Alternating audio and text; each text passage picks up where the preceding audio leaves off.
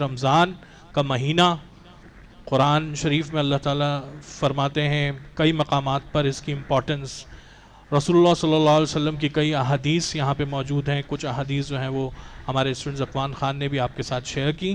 اب میں وقت کو ضائع کیے بغیر آج کی محفل کے جو گیسٹ اسپیکر ہیں حضرت مولانا مفتی نعمت الحق صاحب جو کہ امام صاحب ہیں جامع مسجد نور کے، اور on behalf of the benchmark team ہم بہت مشکور ہیں مفتی صاحب کے. ہم نے جب کبھی بھی اپنی محفل میں ان کو دعوت دی انہوں نے لبیک کہا اور وہ یہاں پر تشریف لائے. مفتی صاحب پلیز تشریف لے آئیے. جزاک اللہ.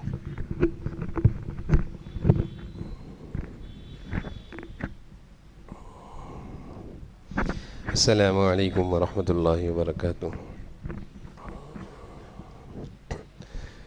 بسم اللہ الرحمن الرحیم. الحمد للہ والصلاة والسلام علی سیدنا محمد وعلی آلہ واصحابہ اجمعین. اما بعد فاعوذ باللہ من الشیطان الرجیم. بسم اللہ الرحمن الرحیم. یا ایھا الذین آمنوا کتب علیکم الصیام کما کتب علی الذین من قبلکم لعلکم تتقون.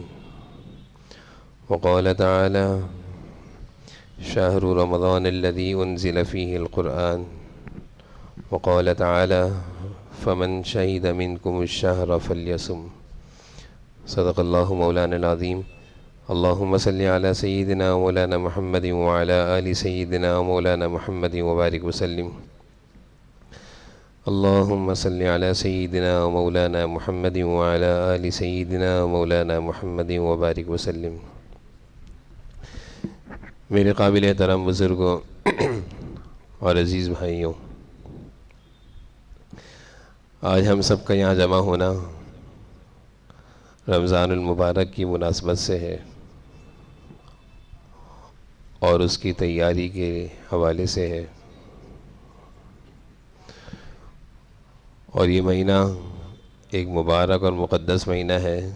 کس طرح اس کو گزارنا ہے، کیا اس میں لاہ عمل اور دستور العمل اور دستور زندگی بنا کر اس مہینے کو گزارنا ہے، وہ باتیں، وہ ضروری کام، وہ اہم امور اس مجلس میں ہم سب کے سامنے آنے چاہیے. رمضان کا مبارک مہینہ اللہ تعالیٰ کی طرف سے ہم سب پر یہ ایک عظیم انعام ہے. خوش نصیبی ہے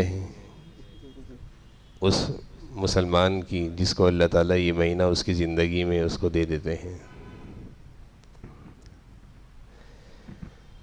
جناب نبی کریم صلی اللہ علیہ وسلم اس مہینے کو پانے کے لیے اس کے آنے سے 2 مہینے پہلے دعا کیا کرتے تھے.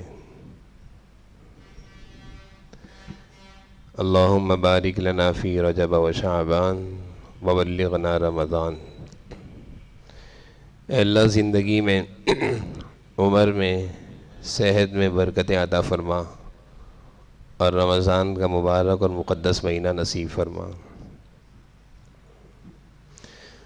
اس دعا کو سامنے رکھتے ہوئے اگر ہم دیکھیں کہ ہمیں رمضان کا مہینہ مل رہا ہے، بغیر مانگے مل رہا ہے، تو یہ ہمارے لیے خوش نصیبی بھی ہے اور اللہ کی طرف سے ہمیں ایک اور توبہ اور استغفار کا موقع دیا جا رہا ہے. یعنی ایک ہمیں چانس مل رہا ہے.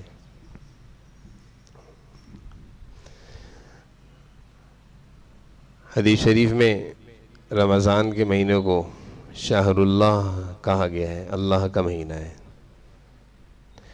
سارے مہینے، سارے دن، ساری رات اللہ کے ہیں. اس مہینے کی عظمت اور خصوصیت کو بیان کرنے کے لیے اس مہینے کو اللہ کا مہینہ کہا گیا ہے. اسی طرح حدیث میں آتا ہے، جناب نبی کریم صلی اللہ علیہ وسلم فرماتے ہیں کہ روزے کے بدلے کے بارے میں اللہ فرماتے ہیں کہ میں اس کا خود بدلہ دوں گا. سارے اعمال کا بدلہ اللہ تعالیٰ ہی دیتے ہیں. اللہ تعالیٰ سے ہی امید ہوتی ہے اور اللہ سے ہی امید لگانی چاہیے. لیکن روزے کے بدلے کو اللہ تعالیٰ نے خصوصیت کے ساتھ اپنی طرف منسوب کر کے روزے کی، رمضان کی اہمیت کو بیان فرمایا ہے۔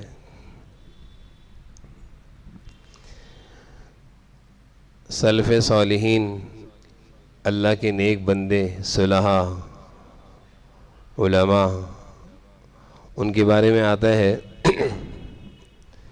کہ رمضان کے آنے سے 6 مہینے پہلے وہ رمضان کی تیاری کیا کرتے تھے کہ رمضان آ رہا ہے۔ اپنے کاموں کو ترتیب دینا، اپنی مصروفیات کو رمضان میں کم سے کم کر کے اپنے سارے اوقات کو، زیادہ سے زیادہ اوقات کو تلاوت و عبادت و نماز و روزوں میں اچھے طریقے سے گزارنا، اس کے لیے 6 مہینے پہلے تیاری ہوتی تھی۔ اور کتابوں میں یہ بھی لکھا ہوا ہے کہ 6 مہینے پہلے تیاری ہو رہی ہے اور رمضان گزرنے کے بعد 6 مہینے تک اس کی عبادت کی قبولیت کی دعائیں ہو رہی ہیں۔ اے اللہ، رمضان کے مہینے میں جو آپ نے ہم سے عبادتیں کرائیں اور کرنے کی توفیق عطا فرمائی، اس کو آپ قبول فرما لیجیے۔ تو دیکھا جائے تو رمضان کے ارد گرد پورا سال گھومتا ہے۔ جناب نبی کریم صلی اللہ علیہ وسلم ارشاد فرما رہے ہیں کہ اگر میری امت کو رمضان کی اہمیت کا اندازہ ہو جائے تو تمنا کریں کہ پورے سال ہی رمضان رہے۔ رمضان کی ہر گھڑی، ہر لمحہ اللہ کی طرف سے جو رحمتوں اور برکتوں کا نزول ہے، اپنے بندوں کو اللہ کی طرف سے جو نوازا جا رہا ہے اور نوازے جانے کی جو اعلانات اور صدائیں لگ رہی ہیں، ہر گھڑی مختلف قسم کی رحمتیں اور برکتیں اتر رہی ہیں، ان برکتوں اور رحمتوں کا اگر ہمیں اندازہ ہو جائے اور تھوڑی سی ہماری دنیا داری کی آنکھیں بند ہوں اور تھوڑی حقیقت کی آنکھیں کھلیں کہ دنیا ہے کیا اور آخرت ہے کیا، کام کیا آنا ہے، ہم کس میں لگے ہوئے ہیں، تو حقیقت ہے کہ تمنا یہ کریں گے کہ پورا سال ہی رمضان رہے، تاکہ کام والے کام جو کرنے ہوتے ہیں وہ تو رمضان میں ہی کرنے ہوتے ہیں۔ تو جناب نبی کریم صلی اللہ علیہ وسلم نے اس حدیث میں بھی اس ماہ مبارک، ماہ مقدس، ماہ رمضان کی اہمیت کو بیان فرمایا ہے کہ اگر اس کی حقیقت کا علم ہو جائے تو تمنا کریں کہ پورے سال ہی رمضان رہے۔ حضرت عقبہ بن عامر رضی اللہ عنہ کی روایت ہے، وہ فرماتے ہیں کہ جناب نبی کریم صلی اللہ علیہ وسلم نے ارشاد فرمایا کہ یہ مبارک رحمتوں والا مہینہ آ رہا ہے، اللہ تعالیٰ اس مہینے میں اپنے بندوں پر خصوصی توجہ فرماتے ہیں، خصوصی توجہ فرماتے ہیں، اور وہ دیکھتے ہیں کہ میرے بندوں میں سے کون ہے جو عبادتوں میں بڑھ چڑھ کر حصہ لے رہا ہے۔ قرآن کریم کی ایک آیت، اس طرح کی اور بھی جگہ میں بہت ساری آیتیں ہیں جس میں اللہ تعالیٰ نے مسابقے کا، مقابلے کا کہا ہے، سابقوا الی مغفرۃ من ربکم فلیتنافس المتنافسون۔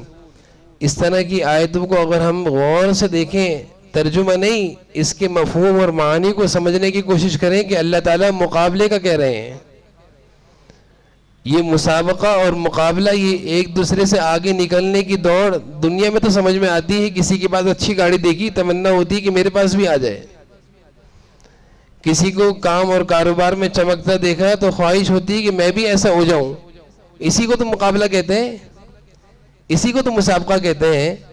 قرآن میں اللہ فرما رہے ہیں سابقوا الی مغفرۃ من ربکم وجنۃ عرضھا، کہ عرض السماء، مسابقہ اور مقابلہ کرنا ہے تو آؤ، فلیتنافس المتنافسون، اس میدان میں آؤ۔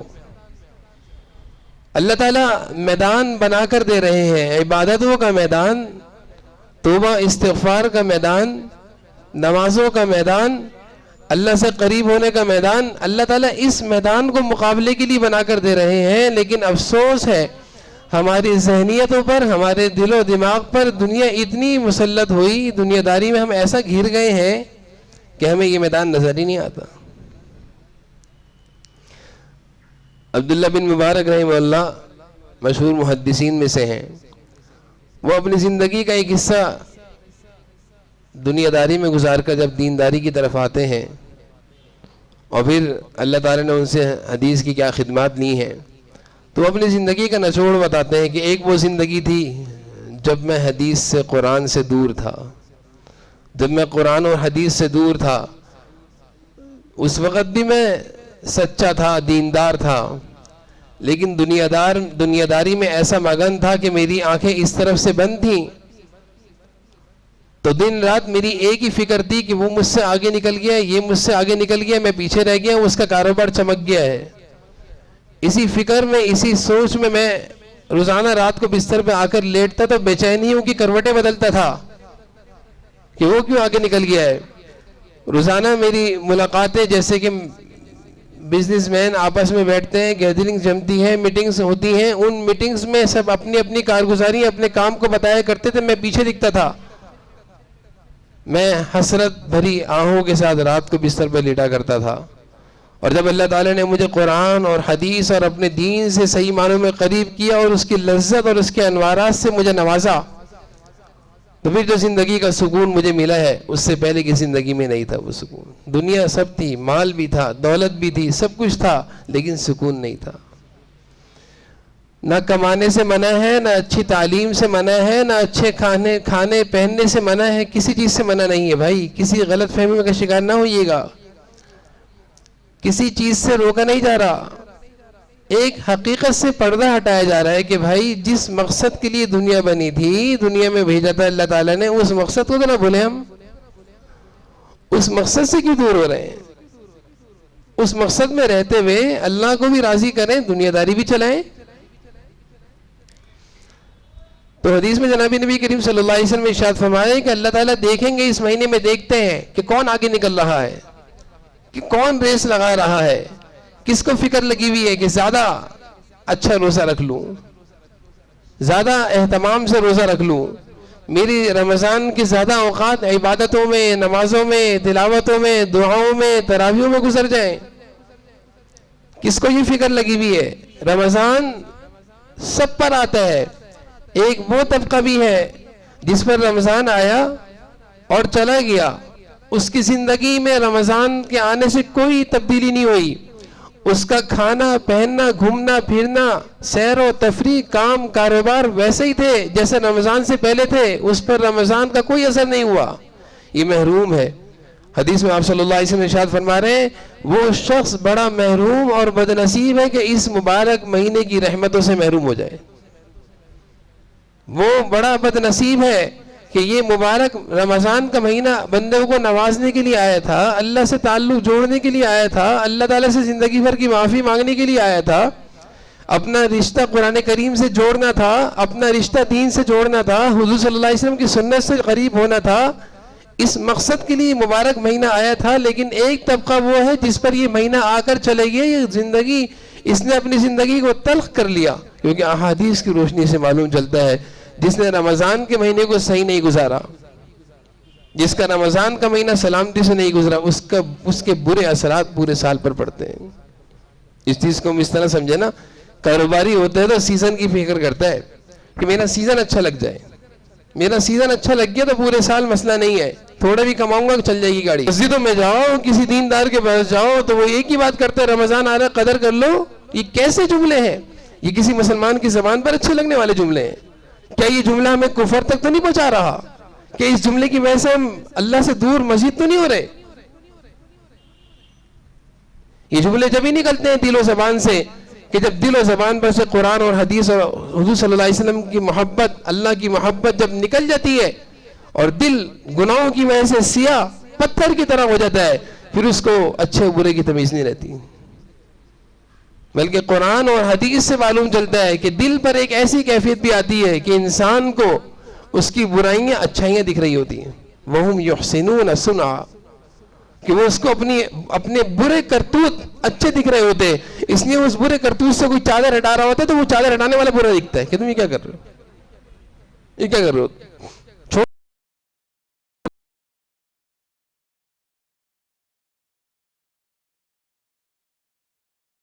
جس طرح کی بھی زندگی گزارے بھائی، زندگی تو جانی ہے، ختم ہونے ہی ہے۔ تھوڑی دیر کے لیے اگر ہم دائیں بائیں کی طرف جھانکیں تو کچھ لوگ وہ تھے جو موجود تھے، اب نہیں ہیں۔ کچھ لوگ ہر ایک کے اطراف اور خاندان اور ملنے ملانے والوں میں کچھ لوگ تھے، اب نہیں ہیں. اب کہا جاتا ہے وہ تھے، تو بھائی سب نے اسی طرح جانا ہے، وہ سب کے بارے میں کہاں جانا ہے کہ وہ تھا اب نہیں ہے. تو اس دھوکے سے، اس غفلت کی گھڑیوں سے خدا را اپنے آپ کو ہم نکالیں.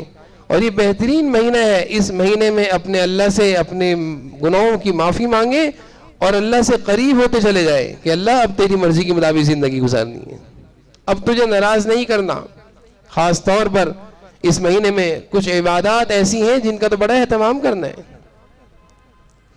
اللہ تعالیٰ نے اس مہینے کی خصوصیات میں سے روزے کو رکھا ہے. اہتمام سے روزہ رکھنا ہے. ایک روزہ تو وہ ہوتا ہے نا کہ صبح روزہ رکھا سو گئے، دن بھر سو رہے ہیں تاکہ روزہ آسان ہو جائے. سوتے ہوئے میں روزہ گزر گیا اور سوتے ہوئے میں رمضان گزر گیا. راتوں کی گیدرنگیں نہیں ختم ہوتی. تو یہ عرض کرا کرتا ہوں کہ کاش کہ ایسے دن اللہ تعالیٰ ہم سب کو دکھائیں کہ رمضان میں تو پورے رمضان کی چھٹی ہو جائے. یا اپنی مصروفیات ہم اتنی کم کر دیں کہ بازاروں اور آفسوں اور ملازمتوں 11 مہینے کہتے کماتے ہیں. 11 مہینے کمانے کے لیے ہیں، اس ایک مہینے میں اگر ہم تھوڑا سا کم کما دیں گے تو حدیث سے معلوم چلتا ہے روزی تو ویسے ہی بڑھا دی گئی ہے. جناب نبی کریم صلی اللہ علیہ وسلم ارشاد فرماتے ہیں کہ مومن کی روزی تو اس مہینے میں ویسے ہی بڑھا دی جاتی ہے، اور کچھ کم کما لیں گے تو کیا ہو جائے گا، اچھا رمضان گزر جائے گا. لیکن نہیں، جو غریب ہے اس کی سوچ یہ ہے کہ لینا ہے لینا ہے، مانگتے رہتے ہیں. اور جو امیر ہے اس کی سوچ یہ ہے کہ کمانا ہے کمانا ہے، جمع کرنے کا مہینہ ہے، سیزن ہے.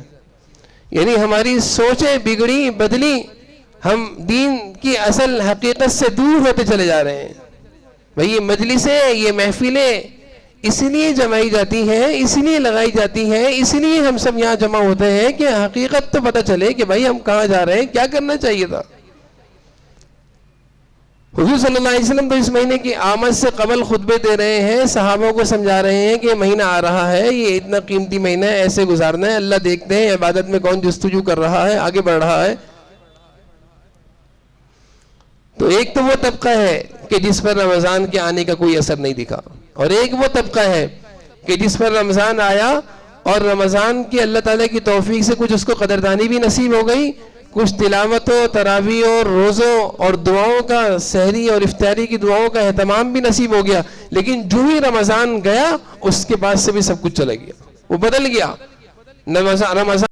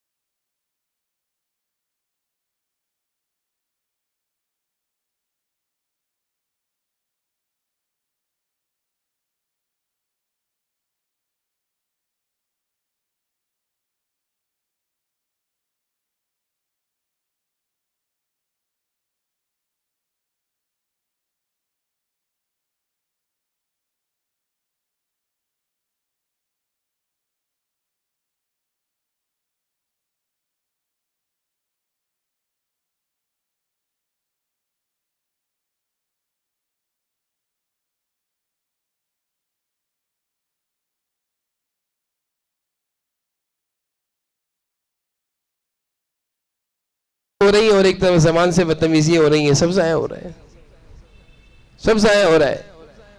اہتمام سے اپنے روزے کو کھانے پینے سے ہی روکنا ہے، اور اپنے زبان کو، اپنے کانوں کو، اپنے جسمانی اعضاء کو، ہم سب ہر طرح کے گناہوں سے اپنے آپ کو بچانا ہے تاکہ روزہ صحیح سے گزرے۔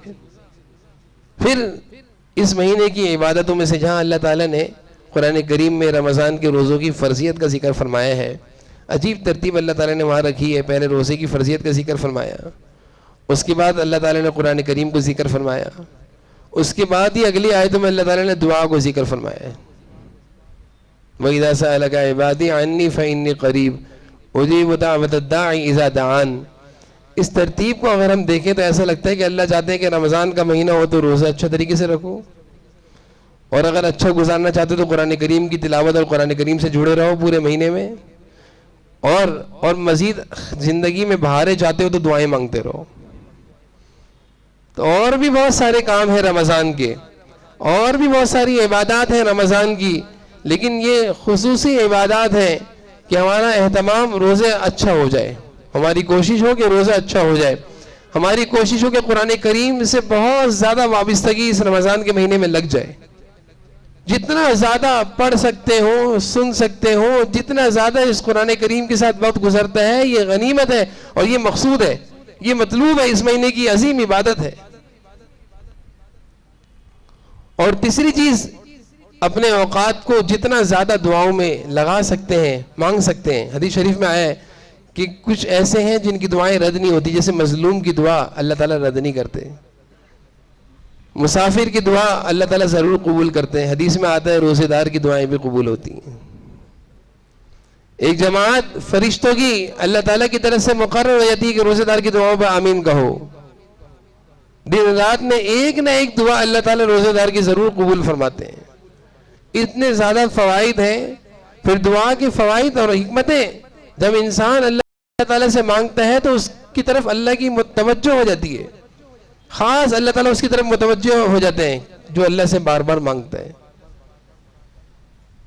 پھر دعا کرنے سے بسا اوقات بہت ساری آفتیں اور مصیبتیں آ رہی ہوتی ہیں، حدیث سے معلوم چلتا ہے کہ وہ آفتیں مصیبتیں ٹل جاتی ہیں،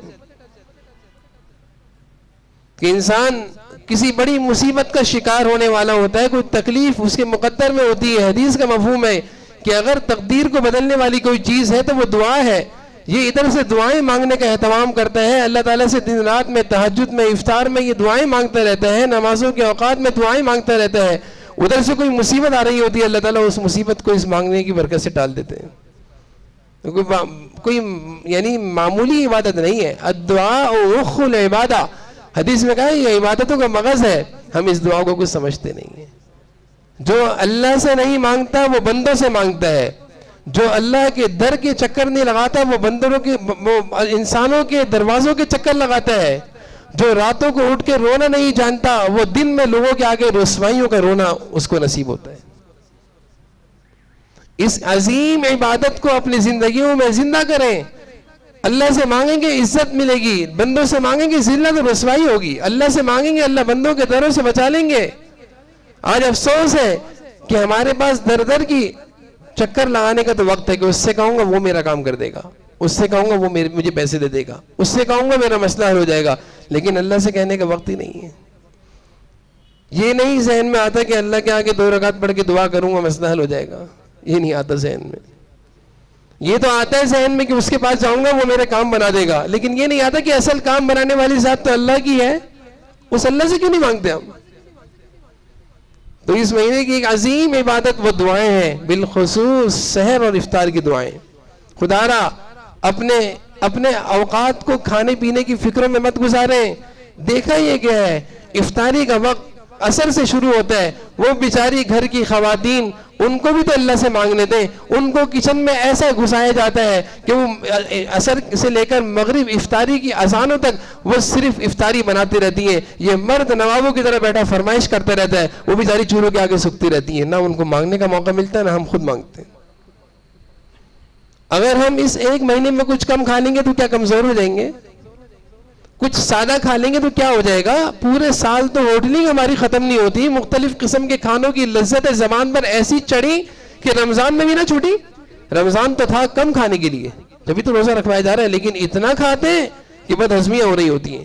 تو اپنی عورتوں کو بھی وقت دیں بھائی. یہ فکر نہ کریں کہ یہ کھانا افطاری جو لگی ہے پکوڑے وغیرہ یہ ٹھنڈے ہیں. بھائی آپ بھی بنا کر رکھ دیں دسترخوان پر، آپ بھی دعائیں کریں، ہم بھی دعائیں کریں گے. جس گھر میں افطاری سے پہلے دعاؤں اور تلاوتوں اور ذکر اذکار کا ماحول ہوگا وہ گھر آسمانوں پر چمکتا ہوا دکھتا ہوگا. تو خدا را اپنی عورتوں کو بھی موقع دیں. سحری میں بھی یہی حال ہوتا ہے کہ سوتے رہتے ہیں، بیچاری عورت گھر کی اٹھتی ہے، کچن میں لگی رہتی ہے. روٹی گرم چاہیے، سالن گرم چاہیے، ہر چیز تازی چاہیے، یہ ہماری ڈیمانڈ ہے. وہ بھی تو اللہ کی بندی ہے بھائی، اس کو بھی تو کچھ موقع دیں اللہ کے آگے مانگنے کا. جہاں ہم اپنی عبادتوں اور اپنی آخرت کی فکر کرتے ہیں اس کی بھی تو آخرت ہے، اس نے بھی تو اللہ کے پاس جانا ہے. لیکن جیسے میں نے عرض کیا کہ زبانوں پر لذتیں ایسی لگیں کہ بس ان لذتوں سے ہم مجبور ہو کر ہم کہتے ہیں بس اچھا چاہیے، تازہ چاہیے، گرم چاہیے، تاکہ چولہے پہ کھڑی رہو سارا دن. تو سحری اور افطاری کے اوقات جو اللہ سے مانگنے کے اوقات ہیں ان اوقات کو ہم کھانے پینے میں ضائع کر دیتے ہیں. تجربات لوگ بتاتے ہیں جو رمضان کی قدر کرتے ہیں، خوب عبادتوں میں رمضان گزارتے ہیں اور خوب دعائیں کرتے ہیں، رمضان کے بعد خود آ کر لوگ بتاتے ہیں ہمیں کہ جو دعائیں ہم نے رمضان کے مبارک مہینے میں اللہ سے مانگی ان کی قبولیت دکھ رہی ہے. رمضان کے بعد 2 مہینے بعد 3 مہینے بعد ہمیں دکھ رہا ہے کہ یہ ہم نے اللہ سے اہتمام سے مانگا تھا، اللہ نے دے دیا. یعنی لوگ، ایک عام آدمی ہے، میں کسی عالم اور کسی مفتی کا تجربہ نہیں بتا رہا، میں ایک عام نمازی کا تجربہ بتا رہا ہوں جو خود آ کر ہمیں بتاتا ہے کہ جو دعائیں ہم نے رمضان میں مانگی واقعی میں یقین سے کہتے ہیں کہ وہ دعائیں قبول ہو گئی ہماری. تو بھائی اپنی زندگی بھر کی مرادیں، مقاصد، حاجتیں، تمنائیں، ضروریات، دل کی آرزویں اللہ کے سامنے رکھنے کا یہ مہینہ آ گیا. خدا را اپنی آرزو اور حاجتوں اور تمناؤں کو اللہ کے سامنے رکھ کر پھر دیکھیں کیسے اللہ تعالیٰ نوازیں گے. تو ایک دعاؤں کا اہتمام ہے. اس کے ساتھ ساتھ ایک عمل ہے رمضان کے مہینے میں افطار کرانا. عجیب عمل ہے، عظیم عمل ہے. عبادتوں کے ساتھ خیر خواہی کے کام بھی تو کرنے چاہیے نا، کچھ اللہ کے مخلوق کی خدمت بھی تو ہونی چاہیے نا. ایک آدمی صرف عبادت میں اپنے آپ کو رگڑ رہا ہے، اچھی بات ہے، لیکن اس کے ساتھ ساتھ بھائی کچھ مخلوق خدا کا بھی تو خیال کرو. روزے دار کو افطار کرانا یہ کوئی معمولی ثواب نہیں ہے بھائی. حدیث شریف میں آتا ہے کہ کسی روزے دار کو اگر تم افطار کراتے ہو تو تمہارے گناہوں کی معافی، جہنم سے خلاصی، اس روزے دار کے برابر ثواب، اس کو الگ تمہیں الگ. حوض کوثر میں جناب نبی کریم صلی اللہ علیہ وسلم جام کوثر سے تمہیں پانی پلائیں گے. صحابہ عرض کرنے لگے اللہ کے رسول اتنی فضیلت والا عمل ہے، ہم میں سے ہر ایک تو نہیں ہے کہ افطار کرائے تو دسترخوان سجائے جیسے کہ آج کل ہوتا ہے کہ افطار کرائیں گے تو دسترخوان سجائیں گے، یا پھر افطار پارٹیاں کریں گے شادی ہالوں میں اور نمازیں جائیں گی مساجد کی، افطاری سب برباد، تصویریں، گناہ. یعنی ایک بچے کی روزہ خوشائی جس پر روزہ فرض نہیں تھا، اس ایک بچے کی روزہ خوشائی نے کتنے لوگوں کی مغرب کی نماز نکالی جماعت کی، اس کی ہمیں فکر نہیں ہے. اور رمضان کے مہینے میں پھر افطاری اثر سے سارے لوگ جمع ہونا شروع ہوتے ہیں، کوئی کہاں سے آتا ہے کوئی کہاں سے آتا ہے، سارا کام بس یہی رہتا ہے افطاریاں لگاؤ، افطاریوں میں لوگوں کو جمع کرو، پھر اثر سے لے کر عشاء تک یہی چلتا رہتا ہے شادی ہال میں. مقصود نہیں ہے بھائی، افطار پارٹی مطلوب نہیں ہے، کوئی ضروری نہیں ہے. اپنے اوقات قیمتی ہیں، خدا را اپنے اوقات کو شادی ہالوں میں اس طرح جمع ہو کر ضائع نہ کریں. افطار کرانا آپ صلی اللہ علیہ وسلم نے اتنا آسان کر دیا. صحابہ نے عرض کیا اللہ کے رسول ہم تو نہیں کر سکتے اتنا زیادہ اہتمام. آپ نے فرمایا کہ بھائی اگر کسی کے پاس اتنی طاقت ہے کہ وہ کسی کو ایک کھجور سے، ایک گھونٹ پانی سے، ایک گلاس دودھ لسی سے کسی کو افطار کرا دے، اس کو بھی یہ سارے ثواب مل جائیں گے. آسان ہو گیا نا، مشکل نہیں رہا. اپنے مال کو، اپنے مالوں کو، اپنے کھانوں کو، اپنے گھر کی چیزوں کو اللہ کے نیک بندوں کو کھلائیں. جو کھائیں گے روزے رکھیں گے سعادت کی بات ہے. آج ہی عصر کے بعد ہماری کلاس ہو رہی تھی زکوٰۃ کی، تو اس میں ایک عنوان آیا کہ زکوٰۃ کس کو دینا افضل ہے، تو رشتہ داروں کو دینا، مستحقین کو دینا افضل ہے. اس میں وہاں پہ یہ بھی لکھا ہوا تھا کتاب میں کہ کسی ایسے آدمی کو دینا جو روزے دار ہو، دیندار ہو، نمازی ہو، وہ تمہارا مال کھا کر نماز پڑھے گا، عبادت کرے گا، اس پر تمہیں بھی اجر ملے گا. تو اپنے رمضان میں جہاں ہم بہت ساری عبادات کا اہتمام کرتے ہیں، کوشش ہماری یہ ہو کہ تھوڑا سا مخلوق خدا کے ساتھ خیر خواہی، ہمدردی کا جذبہ بھی ہو. ضرورت کسی کی کسی بھی طرح پوری ہو سکتی ہے، پیسوں سے بھی ہو سکتی ہے، سامان اور راشن سے ہی پوری ہو سکتی ہے، اپنے دسترخوان پر بٹھا کر کھلانے سے بھی پوری ہو سکتی ہے۔ ایسے لوگوں کو بھی دیکھا کہ اپنے دسترخوان پر افطاری کے وقت کچھ لوگوں کو جمع کر لیتے ہیں اور خود تھوڑی سی کھجور کھا لی، باقی سب کھلا دیا۔ کیوں؟ وہ سارے فضائل حاصل کرنے کے لیے۔ اور پھر افطاری کرانا ضروری نہیں کہ کسی غریب اور محتاج کو تلاش کرو، بھائی کسی مالدار کو کھلاؤ یا کسی غریب کو کھلاؤ، یہ تو برابر ہے۔ کسی امیر کو کھلاؤ، کسی غریب کو کھلاؤ، بس جس کو بھی کھلاؤ ثواب ملنا ضروری ہے، ملے گا۔ تو یہ چند عبادتیں تھیں اور رمضان کے حوالے سے یہ چند باتیں تھیں جو میں نے بے ترتیبی سے آپ کے سامنے رکھ دیں۔ اللہ تعالی ہم سب کو اس ماہ مبارک کی صحیح طریقے سے قدردانی کی توفیق نصیب فرمائے، اور اللہ تعالی ہم سب کو اس بات کی سمجھ اور فکر نصیب فرمائے کہ قرآن کریم میں اور احادیث کی مضامین ہم پڑھیں کہ رمضان کے کیا فضائل حضور صلی اللہ علیہ وسلم نے بیان فرمائے، وہ دیکھیں، وہ سنیں، اس موقع پر علماء کے بیانات سنیں، صرف اس لیے کہ جستجو بڑھ جائے، طلب بڑھ جائے، شوق بڑھ جائے کہ بھئی یہ رمضان کا مہینہ آ رہا ہے، کیا پتہ زندگی کا آخری رمضان ہو۔ دعا تو یہ کرتے ہیں اللہ تعالیٰ سے زندگی میں عمر میں اللہ تعالیٰ برکتیں عطا فرمائے تاکہ ہر سال کا رمضان ہمیں نصیب ہو۔ جناب نبی کریم صلی اللہ علیہ وسلم دعا فرماتے تھے کہ اللہ رمضان ہم سب کے حق میں سلامتی والا کر دے۔ اس دعا کا بھی اہتمام کرنا چاہیے تاکہ رمضان ہم سب کا سلامتی سے گزر گیا تو پورا سال سلامتی سے گزر جائے گا۔ تو میں یہ عرض کر رہا تھا کچھ پتہ نہیں کہ زندگی کا یہ آخری رمضان ہو، اللہ تعالیٰ ہم سب کی زندگیوں میں برکتیں عطا فرمائے۔ بہرحال قدر تو اسی طرح کرنی، حدیث بھی ہے کہ نماز اس طرح پڑھو جیسے تو دنیا سے جا رہا ہے، تیری ہر نماز ایسی ہو جیسے تیری یہ آخری نماز ہے، یعنی تو دنیا سے سب کو الوداع کر رہا ہے اور تجھے پتہ ہی آخری نماز میرے نامہ اعمال میں شامل ہوگی، اس کے بعد مجھے ٹائم موقع نہیں دیا جائے گا، اس کے بعد مجھے اٹھا لیا جائے گا، تو وہ نماز کیسی ہوگی۔ اسی طرح اس رمضان کو ہم گزاریں کہ جیسے ہماری زندگی کا یہ آخری رمضان ہے، کوئی نیکی نہیں چھوڑنی، کوئی نیک کام نہیں چھوڑنا۔ ایک شخص ایک نوجوان نکلا، مختلف لوگوں سے پوچھنے لگا کہ تمہیں پتہ چل جائے تمہاری زندگی کا یہ آخری دن ہے تو کیا کرو گے؟ اس نے کہا میں یہ نیکی کروں گا۔ کوئی کہنے لگا میں نماز میں وہ دن گزار دوں گا، کوئی کہنے لگا میں روزے میں گزار دوں گا۔ پھر وہ ایک اللہ والے کے پاس گیا، ان سے آ کر کہا کہ اگر آپ کو پتہ چل جائے یہ زندگی کا آخری دن ہے تو آپ کیا کریں گے؟ انہوں نے کہا بیٹا میں زندگی کے ہر دن کو آخری دن سمجھ کر گزارتا ہوں، اس لیے کسی نیکی کی مزید گنجائش نہیں ہے، سب کر لیتا ہوں۔ تو ہماری زندگی کا بھئی ہر دن ایسا ہی ہونا چاہیے، اور یہ رمضان خاص طور پر ایسا ہو کہ جیسے ہماری زندگی کا آخری رمضان ہے۔ بہت ساری باتیں مجھ سے پہلے بھی سنی اور بہت ساری باتیں میں نے بھی آپ کے سامنے عرض کی۔ اب اللہ تعالیٰ سے دعا ہے کہ اللہ تعالیٰ ہم سب کو ان ساری باتوں پر عمل کرنے کی توفیق نصیب فرمائے اور صحیح طریقے سے رمضان کا مہینہ گزارنے کی توفیق نصیب فرمائے۔ وآخر دعوانا الحمدللہ رب العالمین۔